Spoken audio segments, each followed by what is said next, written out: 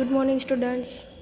ધોરણ 8 વિષય સામાજિક વિજ્ઞાન, એમાં આપણે 11મો પાઠ આપણે શરૂ કર્યો, UN, બરાબર, એટલે કે સંયુક્ત રાષ્ટ્રો.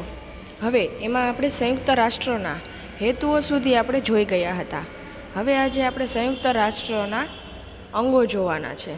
તો તમને અહીં વચ્ચે સંયુક્ત રાષ્ટ્ર એમ લખેલું છે અને તમને એના અંગો પણ બતાવેલા છે, વર્ગીકૃત કરેલા છે. તો એમાં જે સફેદ કલરના જે છે તે મુખ્ય છે, બરાબર. આ બધા મુખ્ય અંગો છે. તો એમાં પહેલું અંગ છે સામાન્ય સભા, એટલે કે જનરલ એમ્બેસી. હવે એનું કામ શું છે? તો કે જનરલ એમ્બેસીનું તો કે વિશ્વના પ્રશ્નો પર ચર્ચા વિચારણા કરવા માટે સભ્ય રાષ્ટ્રોની બનેલી સભા, બરાબર. પછી છે સલામતી સમિતિ, એટલે કે સિક્યુરિટી કાઉન્સિલ.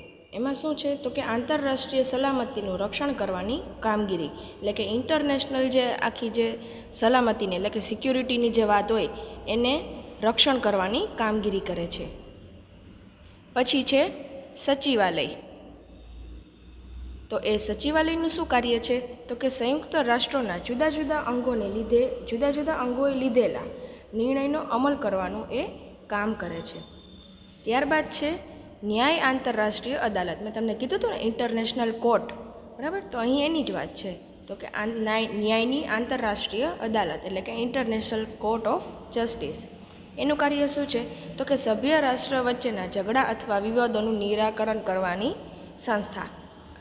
ધારો કે આપણે રાજકોટમાં કોઈ કેસ થતો હોય તો એ જે છે તે જિલ્લા અદાલતમાં જાય છે, બરાબર. જિલ્લા અદાલતમાં પણ જો તેમને ન્યાય ન મળે તો તે જાય છે હાઈકોર્ટમાં, એટલે કે વડી અદાલતમાં. એટલે કે જિલ્લા વચ્ચેના જે કોઈ પણ પ્રશ્નો હોય તે પણ વડી અદાલતમાં જાય છે. અને સર્વોચ્ચ અદાલત, એટલે કે સુપ્રીમ કોર્ટ, એમાં કયા કયા કેસો થાય છે? તો કે બે રાજ્યોની વચ્ચે જે સીમાઓ વચ્ચે અથવા બે રાજ્યોના જે મુદ્દા હોય તેનો જે કેસ હોય છે તે જાય છે સુપ્રીમ કોર્ટમાં, બરાબર. તો અહીં અને બે દેશ વચ્ચેના જે કેસ હોય તે કઈ જગ્યાએ જાય છે એ આના ઉપરથી આપણને ખબર પડી જાય છે. ને મેં પહેલાં પણ કહેલું હતું, તો કે આંતરરાષ્ટ્રીય અદાલતમાં જાય છે. હવે છે એના પછીનું અંગ આર્થિક અને સામાજિક સમિતિ, ઇકોનોમિક એન્ડ સોશિયલ કાઉન્સિલ. હવે એનું કાર્ય શું છે? તો કે જગતની પ્રજાની આર્થિક અને સામાજિક સ્થિતિને સુધારવા માટેનું તે કાર્ય કરે છે. પછી છે, આમાં તમને કદાચ સરખું ન દેખાય તો તમે ટેક્સ્ટ બુક પણ સાથે ખુલ્લી રાખજો. તો હવે છે વાલીપણા સમિતિ, એટલે કે ટ્રસ્ટીશીપ કાઉન્સિલ. તો એમાં શું હોય છે? તો કે વિદેશી શાસન હેઠળના વિસ્તારોને સ્વાતંત્ર્ય પ્રાપ્ત કરવામાં મદદ કરનાર સમિતિ. અને એ બધી વસ્તુઓ આપણે વિડીયોમાં પણ હું તમને વધારે સારી રીતે સમજાવીશ. પછી છે સામાન્ય સભા. હવે એના પહેલાં અંગની વાત છે, તો કે જનરલ એમ્બેસી. આપણે સંસદ ભવન જે રીતે છે એ જ રીતે આ એમ્બેસી છે. એની સભા તમે જોઈ શકો છો, બધી સીટ્સ ગોઠવેલી છે અને મુખ્ય સભ્યો જે છે તે અહીંયા સામેની સાઈડ બેસે છે. અને નીચે લખેલું છે સામાન્ય સભાનો સભાખંડ. આપણે જે રીતે સભાખંડ છે એમ આખા ઇન્ટરનેશનલ લેવલે જે સભાખંડ જે છે તે UN એનો એક અલગ ભાગરૂપ, યુએનમાં એનો એક અલગ ભાગરૂપે છે. પછી છે સામાન્ય સભા યુનોનું સૌથી મોટું અંગ છે. તમને MCQમાં પણ તમને પૂછી શકે છે કે યુનોનું મુખ્ય અંગ અને સૌથી મોટું અંગ કયું છે? તો કે સામાન્ય સભા એ સૌથી મોટું અંગ છે. તેને વિશ્વની પાર્લામેન્ટ કહી શકાય છે, એટલે કે સંસદ આપણે કહીએ છીએ. આપણે સંસદને ઇંગ્લિશમાં શું કહીએ છીએ? પાર્લામેન્ટ કહીએ છીએ. તો આ વિશ્વની પાર્લામેન્ટ છે. પછી છે યુનોમાં જોડાયેલા રાષ્ટ્રોના પ્રતિનિધિઓ તેમાં બેસે છે, એટલે કે તેના જે અમુક પ્રતિનિધિઓ તેમણે જે ચૂંટ્યા હોય છે તે બધા તેમાં બેસે છે.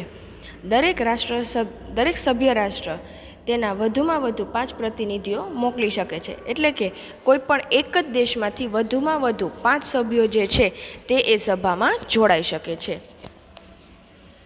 પછી છે પણ મત પ્રદાન વખતે એક રાષ્ટ્ર એક જ મત આપી શકે છે. પરંતુ જ્યારે મત આપવાની વાત હોય કે કોઈ પણ સભ્યને, આપણે ખબર છે કે રાજ્યસભામાં કોઈ પણ ખરડો અથવા કોઈ પણ વસ્તુ જ્યારે પસાર કરવાની હોય ત્યારે 2/3 બહુમતી જોઈએ. પરંતુ એમાં આપણે એવું નથી સ્પેસિફાય કર્યું કે આ રાજ્યના ધારો કે 5 MLA છે તો એ 5 MLA આપણે મત આપી શકે છે, પરંતુ અહીં વિશ્વની જે સભા છે એમાં એવું છે નહીં. એમાં ફક્ત જો એક જ દેશમાંથી 5 વ્યક્તિઓ આવેલા હોય તો તે 5 મત આપી શકે નહીં. એ 5ના જે મુખ્ય વડા હોય તે એક જ મત આપી શકે છે, એટલે કે એક દેશનો એક જ મત થાય એવી રીતે અહીં વાત થઈ રહી છે. ત્યારબાદ છે સામાન્ય સભા વર્ષમાં એકવાર મળે છે. તેના સભ્યો દર વર્ષે પ્રમુખ અને ઉપપ્રમુખની ચૂંટણી કરે છે. હવે તમને કહે કે યુનોમાં દર વખતે સામાન્ય સભામાં ક્યારે ચૂંટણી થાય છે પ્રમુખ અને ઉપપ્રમુખની, તો કે દર વર્ષે, એટલે કે દર વર્ષે તેની ચૂંટણી થાય છે પ્રમુખ અને ઉપપ્રમુખની. ઈસવીસન 1953થી ઈસવીસન 1954માં ભારતના પ્રતિનિધિ આ સભાના મુખ્ય તરીકે ચૂંટાયા હતા. સૌ પ્રથમ ક્યારે ચૂંટાયા હતા તો કે ઈસવીસન 1953થી 54નું જે વર્ષ, એક વર્ષનો ગાળો હોય છે એમાં જે છે તે તેના પ્રમુખ ચૂંટાયા હતા. આ સભાએ માનવ અધિકારો અંગેનું વૈશ્વિક જાહેરનામું ઈસવીસન 1948માં 10મી ડિસેમ્બરે મંજૂર કર્યું હતું. શું મંજૂર કર્યું હતું તો કે માનવ અધિકારો અંગેનું વૈશ્વિક જાહેરનામું. એટલે વૈશ્વિક જાહેરનામું એટલે ઇન્ટરનેશનલ લેવલે, વૈશ્વિક એટલે ઇન્ટરનેશનલ લેવલે જાહેરનામું જે ક્યારે બહાર પાડ્યું હતું એની તારીખ પણ તમે ખાસ યાદ રાખજો.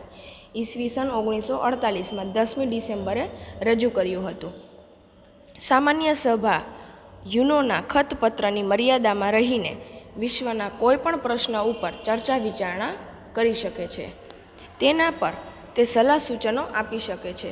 વિશ્વમાં શાંતિ અને સલામતીને ભયમાં મૂકે એવી પરિસ્થિતિ ઊભી થાય તો તરત તે યુનોની સમિતિનું ધ્યાન દોરે છે. એટલે કે વિશ્વમાં કોઈ પણ એવી અશાંતિ ફેલાય અથવા તો અસલામતીની જાણ થાય તો તે તરત જ આ સમિતિને જાણ કરે છે. યુનોના નવા સભ્યોને પ્રવેશ આપવાની આ સભાને સત્તા છે. એટલે કે યુનોમાં કોઈ પણ નવા સભ્યોને પ્રવેશ આપવો કે ન આપવો એ આ બધું એની જ સત્તામાં આવેલું છે.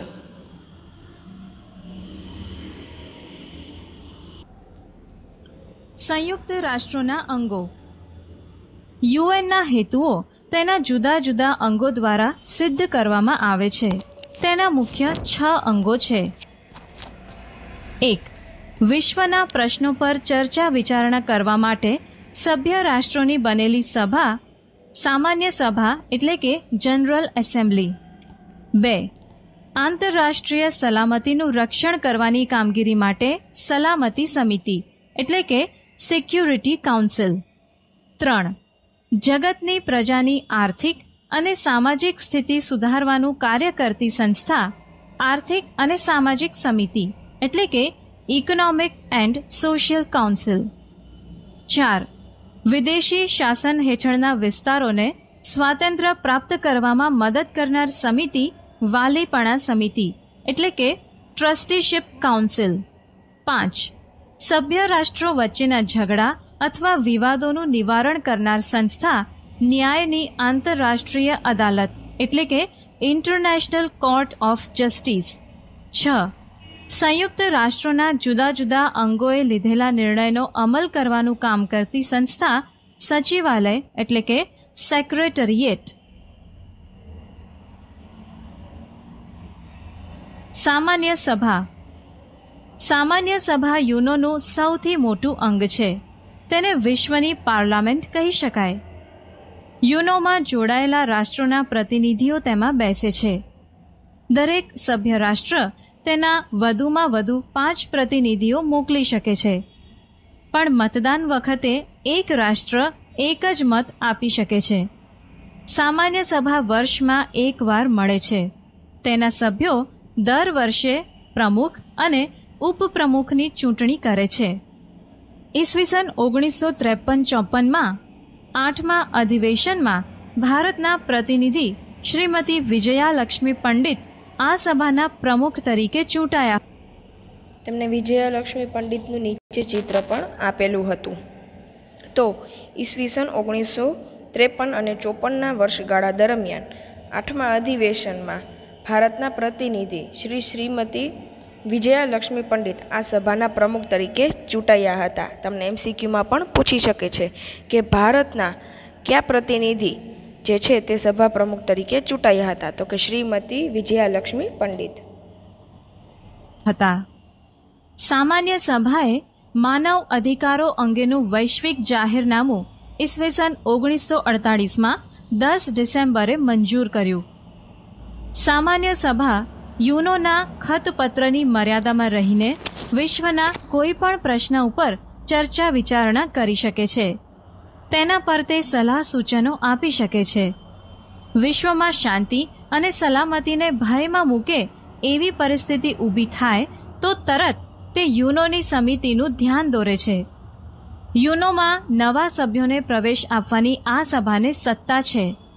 આમ સામાન્ય સભા એ સંયુક્ત રાષ્ટ્રનું મહત્વનું અને મુખ્ય અંગ છે. આટલું જાણો. સામાન્ય સભાને મહાસભા પણ કહેવાય છે. દર વર્ષે છેલ્લા 3 મહિનામાં તેની વિશેષ બેઠક મળે છે. તે બજેટ મંજૂર કરે છે. નિઃશસ્ત્રીકરણથી માંડીને માનવ હક્કો સુધીના વિવિધ પ્રશ્નો ચર્ચે છે અને તેના પર ઠરાવો કરે છે. સામાન્ય નિર્ણય માટે બહુમતી અનુસાર નિર્ણય લેવાનો હોય છે, પરંતુ અગત્યના પ્રશ્નો માટે 2/3 બહુમતીની જરૂર પડે છે. સચિવાલય અને વિવિધ વિશિષ્ટ અંગોની દેખરેખ રાખે છે. સામાન્ય સભામાં બધા સભ્ય રાષ્ટ્રો સમાન હક અને મોભા ભોગવે છે. યુનોના મહામંત્રીની આ સભામાં અગત્યની ભૂમિકા હોય છે. એટલે કે ટૂંકમાં આમાં શું કહેવા માગે છે કે વિશ્વમાં કોઈ પણ અશાંતિ જણાય, કોઈ પણ આર્થિક પરિસ્થિતિ જણાય તો એના માટે ધ્યાન દોરવાનું જે કાર્ય છે તે સામાન્ય સભાનું છે. અને એને બીજું નામ શું છે? એને મહાસભા પણ કહી શકે છે, કેમ કે આખા વિશ્વના લોકો તેમાં એ સભામાં આવેલા છે, માટે એને મહાસભા પણ કહે છે. ટૂંકમાં કોઈ પણ જાતના પ્રશ્નો હોય તે સૌથી પહેલાં મહાસભા પાસે આવે છે, અને મહાસભા જે છે તે યુનોનું ધ્યાન દોરે છે કોઈ પણ બાબતે. હોય છે. તે આંતરરાષ્ટ્રીય અદાલત સિવાયની બધી બેઠકમાં ભાગ લે છે.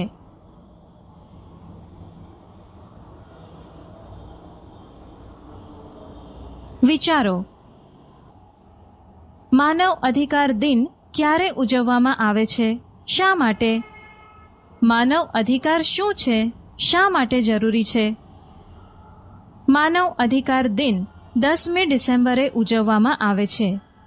માનવ તરીકે મનુષ્ય ગૌરવ સહ જિંદગી જીવવાના કુદરતે આપેલ મૂળભૂત આવશ્યક અધિકારોને માનવ અધિકારો ગણવામાં આવે છે. Universal declaration of human rights 10 December 1948ના રોજ યુએને દાખલ કર્યો ત્યારથી આ દિવસ માનવ અધિકાર દિન તરીકે ઉજવવામાં આવે છે. આ અધિકારની અંતર્ગત કોઈ પણ વ્યક્તિ જીવન જીવવાનો અધિકાર, સ્વતંત્રતાનો અધિકાર, કાયદા સમક્ષ સમાનતાનો અધિકાર, ભેદભાવને કારણે થતા શોષણ સામે રક્ષા મેળવવાનો અધિકાર મેળવી શકે છે, અને આથી જ માનવ અધિકાર જરૂરી છે.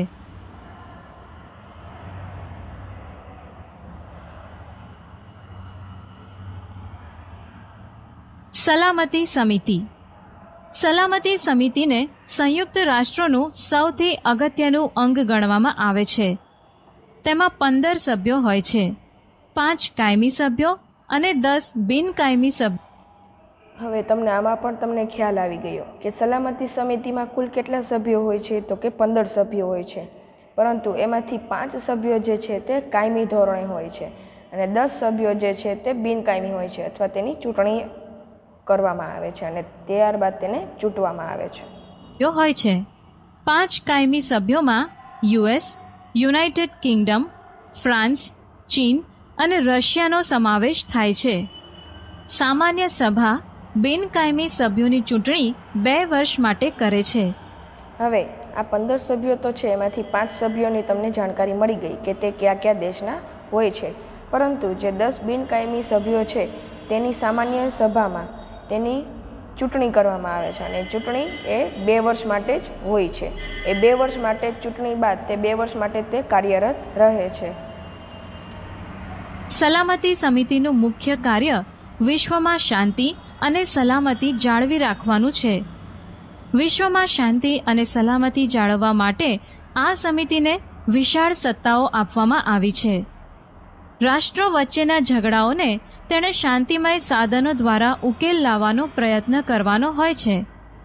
સંયુક્ત રાષ્ટ્રોના સચિવાલયના વડા મહામંત્રી તરીકે. હવે સચિવાલયના વડા જે છે તે શેના નામે શું તરીકે ઓળખાય છે? તો કે મહામંત્રી તરીકે ઓળખવામાં આવે છે. ઓળખાય છે. તેમની નિમણૂક સલામતી સમિતિની ભલામણથી સામાન્ય સભા કરે છે. કઈ સમિતિની ભલામણથી કઈ સમિતિ કરે છે એ તમારે ખાસ ધ્યાન રાખવાનું છે. માટે કોઈ પણ વસ્તુ હોય તે નિરાતે 2 વાર વાંચજો. તો કે મહામંત્રીની જે ચૂંટણી જે છે તે સલામતીની આગેવાનીથી સામાન્ય સભા દ્વારા કરવામાં આવે છે. તેઓ સંયુક્ત રાષ્ટ્રોના મુખ્ય વહીવટી અધિકારી તરીકે કામગીરી બજાવે છે. આ 5 કાયમી સભ્યો નિષેધાધિકાર એટલે કે વીટો પાવર ધરાવે છે. વીટોનો અર્થ થાય છે કે આ સત્તા ધરાવતા 5 સભ્યો પૈકી એક પણ સભ્ય રાષ્ટ્ર નકારાત્મક મત આપે તો તે દરખાસ્ત કે ઠરાવ પસાર થઈ શકે.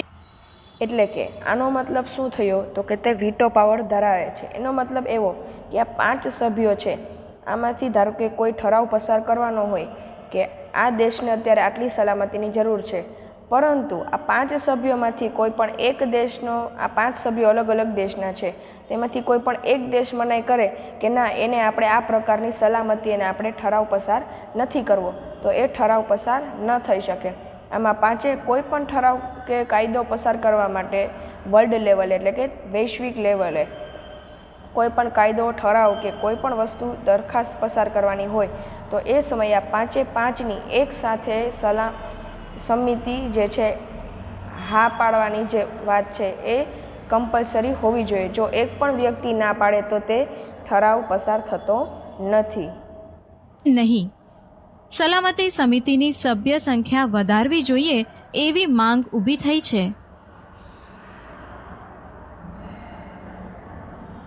આટલું જાણો. ઈસવીસન 1945થી 1992 દરમિયાન વીટોનો ઉપયોગ સોવિયત સંઘે 114 વાર, યુએસએ 19. સોવિયત સંઘ એટલે ક્યુ થાય? તો કે રશિયા થાય છે. અને કઈ સાલમાં? તો કે 1945થી 1992 દરમિયાન થયું હતું. 13 વાર, બ્રિટને 30 વાર, ફ્રાન્સે 18 વાર અને ચીને 3 વાર કર્યો હતો. વીટોના કારણે સલામતી સમિતિ નિર્ણયો લેવામાં સ્થગિત થઈ જાય છે. હાલમાં સંયુક્ત રાષ્ટ્રોના મહામંત્રી છે બાન કી મૂન. તેઓ 2011માં બીજી વાર મહામંત્રી બન્યા અને તે પણ બિનહરીફ. સલામતી કાઉન્સિલનું પ્રમુખ પદ આલ્ફાબેટિકલી દર મહિને ફરે છે. ભારતનો વારો નવેમ્બર 2012માં નિશ્ચિત કરેલો છે.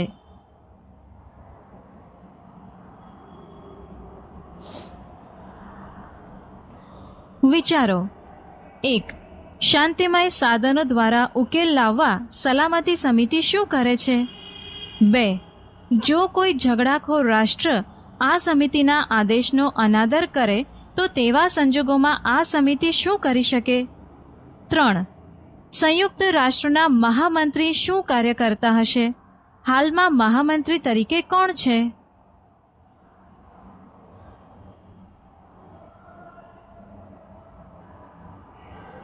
આર્થિક અને સામાજિક સમિતિ. આર્થિક અને સામાજિક સમિતિ સંયુક્ત રાષ્ટ્રોના આર્થિક અને સામાજિક કાર્યોનું સંકલન કરે છે. આ ઉપરાંત તે શૈક્ષણિક, સાંસ્કૃતિક અને આરોગ્ય વિષયક બાબતો પરત્વે પણ ધ્યાન આપે છે. જાતિ, ભાષા, ધર્મ, જ્ઞાતિ જેવા ભેદભાવો વિના બધા જ માનવોના હક્કો, આદર અને પાલન માટે તે કામ કરે છે. લોકોના આર્થિક જીવન ધોરણો ઊંચા આવે અને સામાજિક જીવન બહેતર બને એ માટે તે હંમેશા પ્રયત્ન કરે છે. 54 સભ્યોની બનેલી આ સમિતિના 18 જેટલા સભ્યોની ચૂંટણી સામાન્ય સભા 3 વર્ષની મુદ્દત માટે દર વર્ષે કરે છે. વાલીપણા સમિતિ. વાલીપણા સમિતિ વિદેશી શાસન હેઠળના વિસ્તારોને સ્વાતંત્ર્ય પ્રાપ્ત કરવામાં મદદ કરનાર છે. બીજા વિશ્વયુદ્ધ પછી વિદેશી શાસન હેઠળના 11 જેટલા પ્રદેશો એટલે કે રાજ્યોને સંયુક્ત રાષ્ટ્રોની વાલીપણા સમિતિ હેઠળ મૂકવામાં આવેલા છે. જ્યાં સુધી તેઓ સ્વતંત્ર રાજ્યો તરીકે અસ્તિત્વમાં ન આવે ત્યાં સુધી તેઓ સંયુક્ત રાષ્ટ્રોની આ સમિતિ હેઠળ રહે અને તેમનું સંચાલન કરવામાં આવે એ ઉદ્દેશથી આ સમિતિની રચના કરવામાં આવેલી છે. US, United Kingdom, France, Russia અને ચીન તેના સભ્યો છે. આ સમિતિ સામાન્ય સભાની સત્તા હેઠળ કામ કરે છે. આ સમિતિ પછાત અને અવિકસિત રાષ્ટ્રોના વિકાસમાં અગત્યનો ભાગ ભજવે છે. આના ઉપરથી આપણને એ જાણવા મળ્યું કે ટૂંકમાં કોઈ પણ સમિતિમાં જે કાંઈ પણ મુખ્ય કાર્ય થતા હોય તે સામાન્ય સભા સાથે તો જોડાયેલા જ છે, કેમ કે આ બધી વસ્તુ જે છે તે સામાન્ય સભા ઉપર બહુ મોટી અસર કરે છે. માટે સામાન્ય સભાના નેતૃત્વ હેઠળ આ બધી સમિતિ કાર્યરત છે.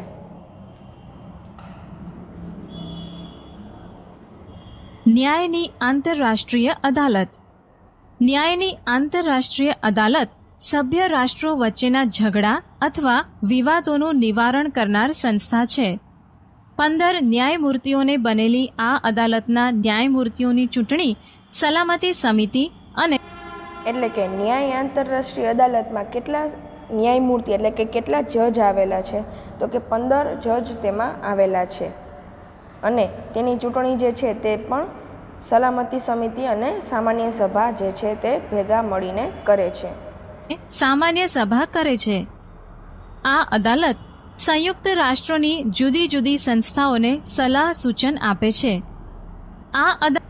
અત્યારે જે કંઈ પણ સંસ્થાઓના સિમ્બોલ તમને દર્શાવ્યા છે તે સંસ્થાના જે અંદર તમને નામ લખેલા છે એ સંસ્થાના નામ તમે ગૂગલ ઉપર સર્ચ કરશો અને પાછું એમાં તમને ઇંગ્લિશમાં ન સમજાતું હોય તો તમે એમાં ગુજરાતીમાં પણ લખી શકો છો અથવા હિન્દીમાં પણ લખી શકો છો. તેનું શું કાર્ય છે એ બધું તમને એકદમ ડિટેલ્સમાં વધારે સારી રીતે કહેશે. અદાલતનું કાયમી મથક નેધરલેન્ડમાં આવેલું હેગ શહેર છે.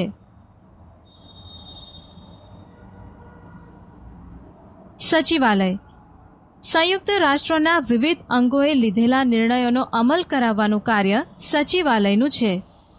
સચિવાલયના વહીવટી વડાને મહામંત્રી એટલે કે સેક્રેટરી જનરલ તરીકે ઓળખવામાં આવે છે.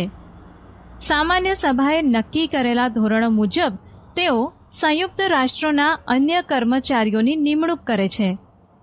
મહામંત્રી અને શરણાર્થીઓ માટેના હાઈ કમિશનર અને આંતરરાષ્ટ્રીય નાણાં ભંડોળના મેનેજિંગ ડાયરેક્ટરની નિમણૂક સામાન્ય સભા દ્વારા કરવામાં આવે છે. સચિવાલયનું ઘણું મહત્વ છે. તે આંતરરાષ્ટ્રીય સંસ્થાની જવાબદારી સંભાળે છે. સંયુક્ત રાષ્ટ્રના મહામંત્રી તેના મુખ્ય વહીવટી અમલદાર છે. તેમની નિમણૂક સલામતી સમિતિની ભલામણ પછી સામાન્ય સભા કરે છે.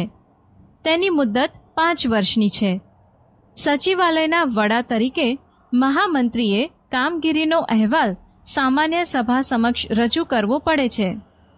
આંતરરાષ્ટ્રીય ક્ષેત્રે શાંતિ અને સલામતી જોખમમાં હોય ત્યારે સલામતી સમિતિનું ધ્યાન દોરે છે. ચર્ચા